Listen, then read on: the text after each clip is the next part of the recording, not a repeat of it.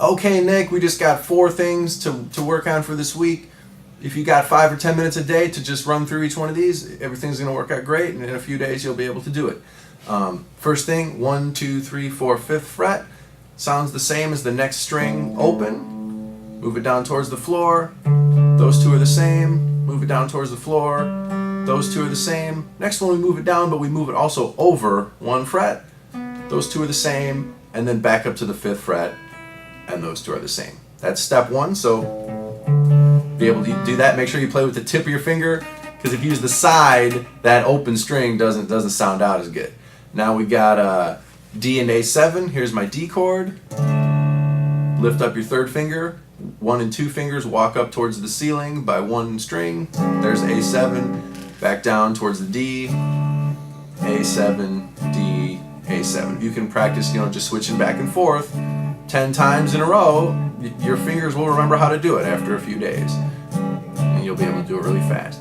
The next one is the same thing, except we're doing a D first, then the G, which is a one finger G, just 4 strings on that one, A7, and back to D. All of that again sounds like this: D, G, A7, D. And once again, in full rock star mode, it's going to sound something like this.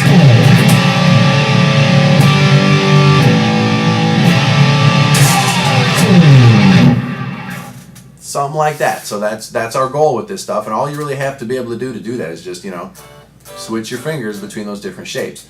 The last step is we're going to play each one 3 times. We're going to call that the song, and if you don't have that one together this time, that's okay. We'll get it next week. We'll work on that one a little bit next time. We're going to do 3 times on D, 3 times on A7, 3 times on A7, 3 times on D.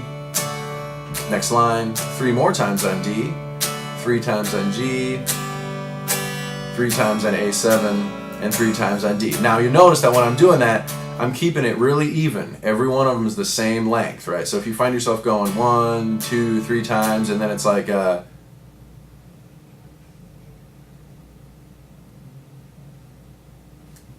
right. Notice there was a little gap in there and it wasn't even every time, right? So then go back to steps 2 or 3 where you just practice moving your fingers back and forth a couple times, and that'll help lessen that gap when we move our fingers around. Great, Nick. Hey, we'll see you next time. Thanks a lot. Have some fun with that.